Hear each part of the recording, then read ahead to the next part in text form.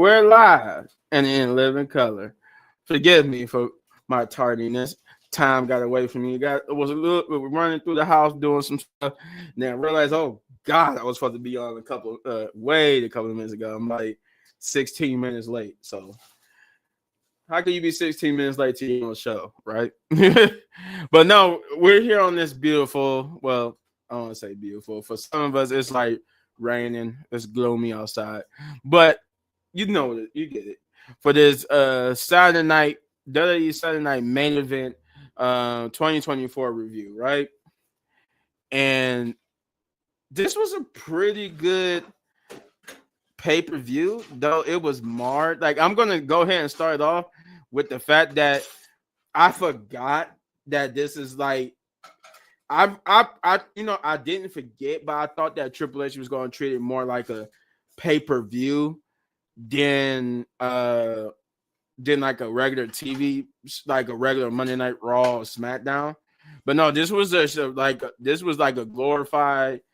It was both. It was like it was treated like a PLE. It was promoted like a PLE, but then it was executed like a regular Monday Night Raw, a regular SmackDown, regular NXT. This was just a 2-hour show that basically did that had commercial breaks.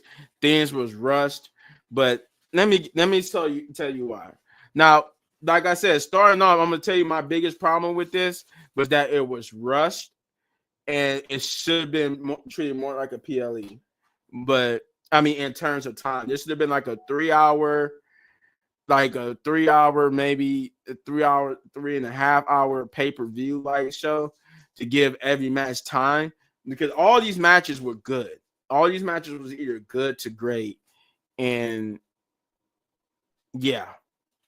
So they kicked it off with Drew McIntyre versus Sami Zayn. That was the first match of the night, and the match itself was what 12 minutes long. Yeah, this was like a 12-minute match. I'm pretty sure this was like a 12, 13-minute match. If you include entrances and all, Drew McIntyre versus Sami Zayn was a 12-minute match, and it was okay. It was good. I'm not gonna lie and say I didn't enjoy it, but it was just like it went from cold to medium, lukewarm, and then just when it was getting hot, the match was over with, and I was just like, dang, all right. And then you got the commercial breaks and all. Oh man. But the match itself was good. Drew, I liked it for what it was. Drew and Sammy put on a good match. They tried to set the tempo as much as they could. But you can't really do much when you got a 2-hour show, right? So yeah, pretty good. They got a couple of move sets in. They try to do the usual spots quickly, the usual suspenseful, who's going to win, the back and forth. They did a lot of back and forth and stuff. They tried to reverse people's moves, but this was a pretty fast one. It was like basically the first person to hit their finisher was going to win the match, and that ended up being Drew McIntyre. So therefore, I am right in my predictions. And my prediction for this match, I picked Drew McIntyre to win, and that's who won this match. Drew McIntyre won with a Claymore, and like I said, in a 12-minute match. So it's what it was. There was no promos, like beyond like the little hype promo before the match started. There was no promos, which in this case, this didn't need. They didn't need a little hyped up pay-per-view like promo videos before the match, because they just took more time away from the matches. But yes, Drew beat Sammy, and I guess we move on to the next match because there was pretty much nothing else to say. This match was even quicker. This was Liv Morgan. The second match would be Liv Morgan versus Io Sky for the Women's World Championship, and this was a pretty good one. It for the fact that they didn't have much build going into this, they still made it kind of work, and I'm surprised by that. I don't know how they did it, but they did make it work, kind of. Io did her thing. Liv Morgan looked it good. Io, they did make Io look strong. Like I guess in a way to apologize for like almost burying her with this whole Liv and Rhea thing. They did try to make her look stronger than Liv, but they also had to give Liv some time to look strong too. And the I do like that, the whole knee to the face thing that busted Liv's nose open. She might do have a broken nose.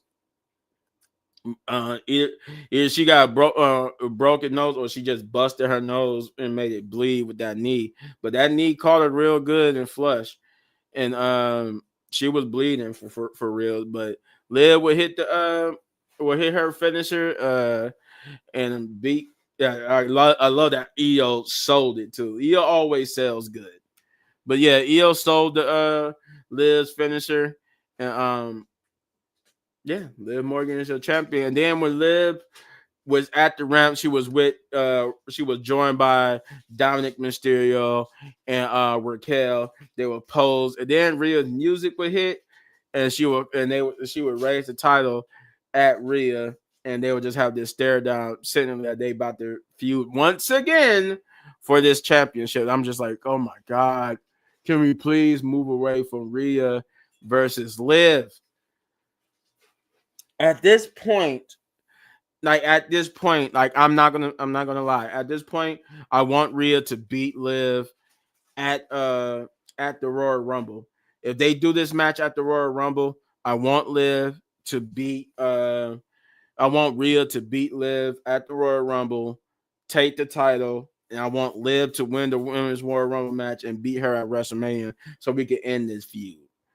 Because this feud needs to end. But it don't need it when I mean it needs to end. I'm saying it needs to end with Liv being on top and Rhea going to the back of the line. And that's move away from the Charlotte, that's move away from Rhea, that's build Liv up to Rhea's level, and that's have her feud with whole different people and stuff. And then we can move away from Liv eventually. Like that's how they need to do it. They need to build somebody up, make them dominant for a while, then move away from them, build somebody else up so we can have multiple people that could be worthy of having of us saying, oh, that could be a champion. And that we're not doing that when we just constantly stuck in this Liv Rhea vortex. But otherwise, the match was pretty good between Liv and Io Sky. I just wish it was longer. All these matches suffer from the fact that they wasn't long. The longest match was the Kevin Owens and Cody Rhodes match, which was the main event. The main event was the longest match. But we move on to the third match of the night, which is Finn Balor versus Damian Priest versus Gunther for the World Heavyweight Championship. And this was a pretty good match on his own. I love that Finn looked as strong here. So that, given from the rumors that we heard, then we heard that, they was going to present Finn Balor with this push, and that's definitely what we got. We got this push from Finn Balor, and they definitely made him look strong here in this match. He definitely looked strong. He looked good. Damian Priest, I love that they looked strong. I love that old school, the call back to Undertaker. He really is taking the whole Undertaker to heart. And he even did Undertaker's old school and stuff. He's taking a lot of move sets from Undertaker. Like he's doing the choke slam now. Because if I remember, Damian Priest was doing like the Falcon's arrow, and he was doing like all this other stuff. Like he had so much different move set when he from NXT and when he first debuted on the main roster. He is genuinely like a clone of Undertaker and Kane at this moment. With his clothes reminiscent of Kane, but he gets regarded as Undertaker. But the match was good. Gunther even looked good here. Gunther looked good too. They had their own offense, but again, the problem was time. This match was for what it was good. It was pretty good, but it was it just was time. Time took away from all these matches, except for the time. The only match that didn't get hurt by time was Kevin Owens versus Cody Rhodes. Every other match was hurt by time. Like you're gonna keep hearing me repeat this over and over again because that was the major problem was time. There was rush and everything. Um, and when we get to this next match, because this is the most important thing about this whole pay-per-view, but well, not the most important thing, but it's one of the most things they need to do for this mid-card title. But otherwise, it was a decent, good match with Gunther and them, with Gunther beating and pinning Damian Priest. Was it Damian Priest or was it Finn? I can't remember who took the pin, but it was one. I think it was Finn. I think Finn took the pin. I want to say it was Finn, but but Gunther did retain the title in a strong fashion. Then we get to the next match, which is the fourth match of the night, the co-main event: Chelsea Green versus Michin for to crown the inaugural Women's United States Champion. And I like her outfit was all about her, so she was very narcissistic, but it also paid tribute to her husband, Zack Ryder.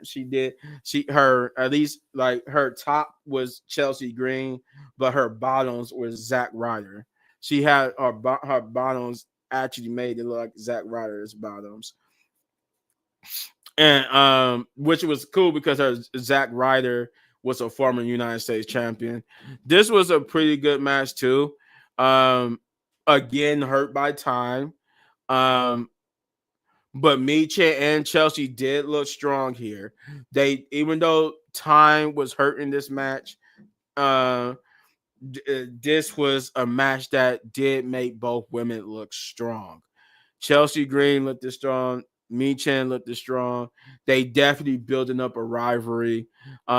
Chelsea Green, by all accounts, like I said, I would have been in my prediction. I did choose Chelsea Green, and so far up until this point, I have not been wrong in my everybody that I chose to win up until this Women's United States Championship match did win, and I haven't, and it won't be, I won't stop either because at this match I chose Chelsea Green, and Chelsea Green won the Women's United States Championship. Pretty good match. Again, just hurt by time. But both women looked strong, and I could definitely tell that Chelsea Green's first title defense will be against Michin again. She's gonna have this rivalry with Michin. I would say to the point that Michin might be the second woman to be. She might be the second woman. I don't know at this time. I just want them to give Chelsea Green a lengthy, like give her a real lengthy title run with this. Like, she needs to hold at this point, since it's December, she might need to hold this until WrestleMania at least. Yeah, at the very least, she needs to hold this until WrestleMania. But otherwise, all I can say was a pretty good match that was hurt by time. But Chelsea Green is your winner and your inaugural Women's United States Champion, which is poetic because I forgot that Zack Ryder was United States Champion. So that they the first couple. You've seen this all over Facebook, any social media that you follow wrestling. Everybody's been saying that Chelsea Green and Zack Ryder are the first couple in WWE to win the United States Championship, albeit men and women's. And then we get to the main event, which was the only match that wasn't hurt by time. I'm pretty sure this match went for 10 to 15. It should have been longer, but it went 10 to 15. But this was a pretty good match. That's get the big that yes, there was a tight that we did have we didn't really have much returns. We didn't have returns at all. It was I think just Jesse the Body Ventura was on commentary for this match. They had a 3-team commentary team with Pat McAfee, Michael Cole, and Jesse the Body Ventura. But Cody Rhodes, the big old secret the thing that Triple H gifted Cody Rhodes was indeed the Winged Eagle Championship belt for one night only. Cody Rhodes, instead of coming out with this, he came out with the Winged Eagle belt. But it wasn't the exact original Winged Eagle belt because the original Winged Eagle belt has WWF on it. And obviously they can't use anything with WWF because of the lawsuit they had. The whole Wizard Rider had to change it from WWF to WWE. So they had this was like a almost original copy, except they had the WWE logo at the top instead of WWF. But yeah, that was the big old secret. Cody Rhodes had the Winged Eagle back. I was hoping for Big Gold Winged Eagle, but we got the Winged Eagle. But I think that's the one that Cody Rhodes wanted. I think he wanted the Winged Eagle, the original Winged Eagle, not the Big Gold Winged Eagle. But I don't know. For me, I like Big Gold Winged Eagle over the original Winged Eagle. It's probably because by the time I got to watch wrestling, they stopped using the Winged Eagle, or they was getting ready to stop using. So I kind of missed it, and then they really pick up on the championships until Triple H and Stone Cold and them had the Big Gold Winged Eagle. But I think they just had stopped using the Winged Eagle Championship belt, so that's why I'm not really a big fan of the Winged Eagle belt. More so over the Big Gold Winged Eagle belt. But the match itself was good.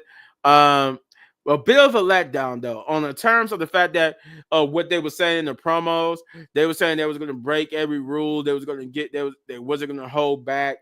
And when we get to the match was still good, was still the best match of the night. Was, I would say, it was this because it had the best angle.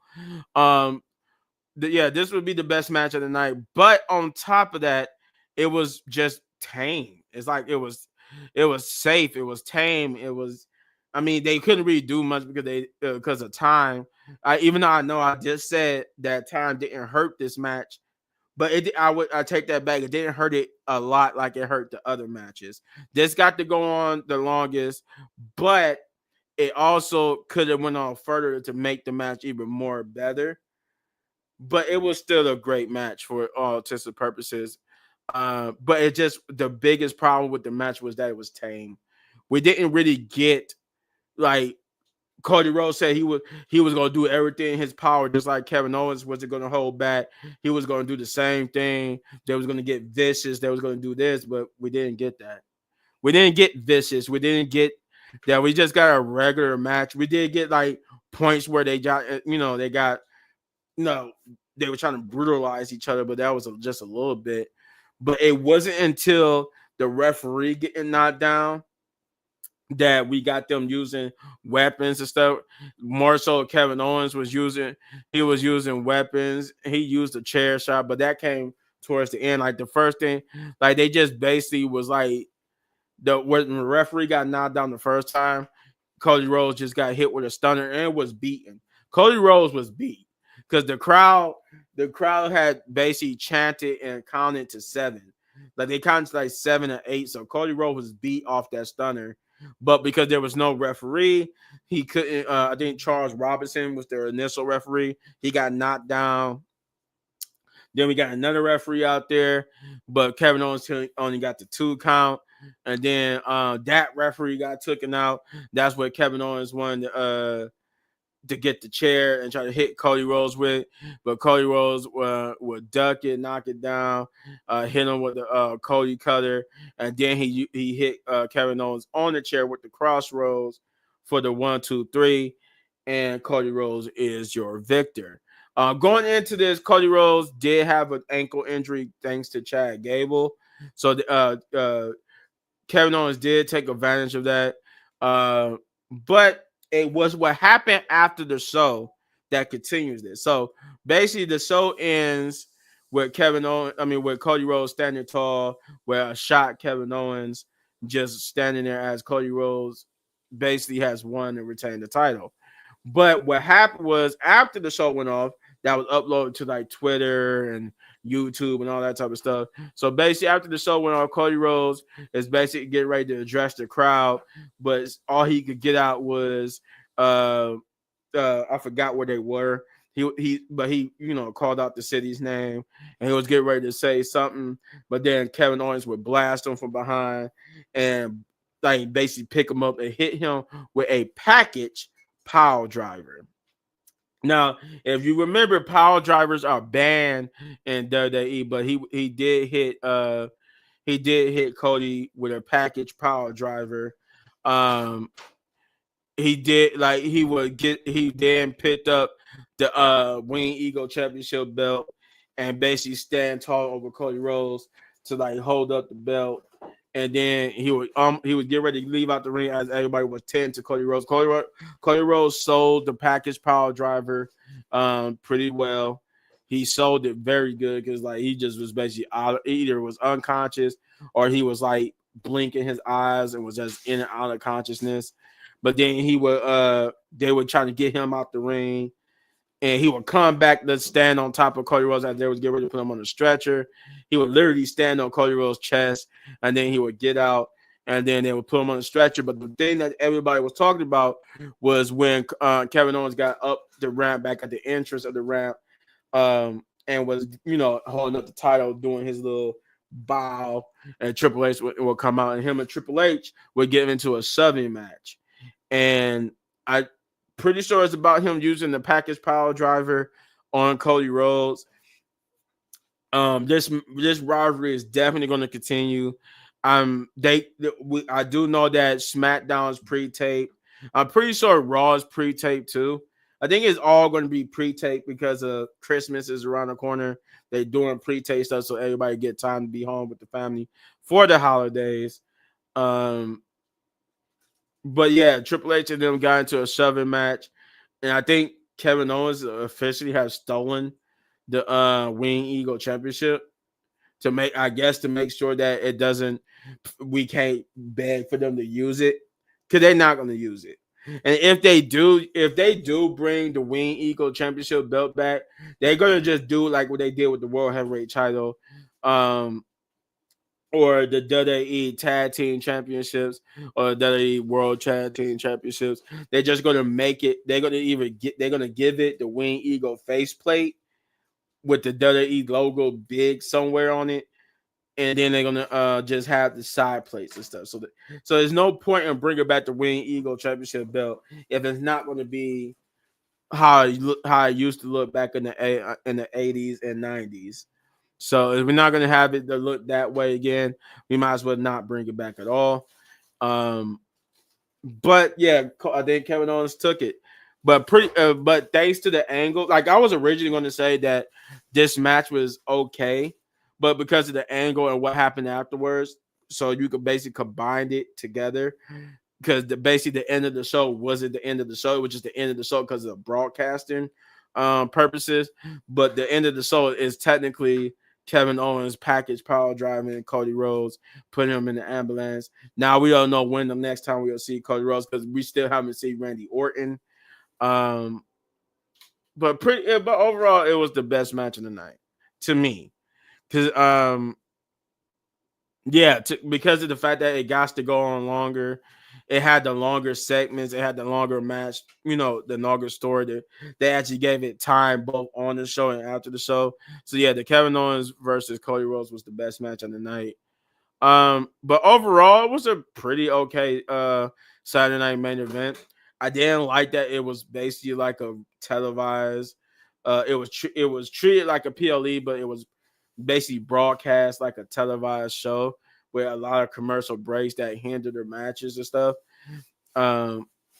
Because obviously all these matches was longer without the commercial breaks. All these matches, I could tell the majority of these matches were like 10, like maybe probably 10 to 15 minutes, if not more. But because of commercial breaks, we missed the action mostly. We missed the majority of the matches because of commercial breaks. But overall, it was still above average show. I was originally going to give this a 6 out of 10 because of the fact how short the matches was and the commercial breaks and the pacing of this match of this show, but because of the angle with Kevin Owens and everything and the hype around how the show truly ended, I'm going to give it a 7 out of 10. I'm going to raise it from a 6 to a 7. It definitely was in an 8 or 9 out of 10 or a 10 out of 10, but it was definitely a 7. It was like I said, I was originally going to give it a 6 out of 10, but I'm giving it a 7 out of 10. This was a 7 out of 10 Saturday Night Main Event. Hopefully they learn from how this was done, because the Chelsea Green, I honestly think Chelsea Green versus Michin should have been like the main event. It should have had the longest match. They should have if they were going to rush everything should have been rushed the last 30 minutes and 30 to at least 25 minutes, or maybe even 20, go to the Chelsea Green and Michin match to put over that title. But I need them to do that with the Women's Intercontinental Championship, because having a short match like this do not help the championship at all. It really don't. Like, I was disappointed with how fast these matches was going. I really was. And like I said, I really was going to give it like a 6, but that the main event kind of made up for it and earned it an extra point. So I'm giving, like I said, 7 out of 10, big ups. But that's it.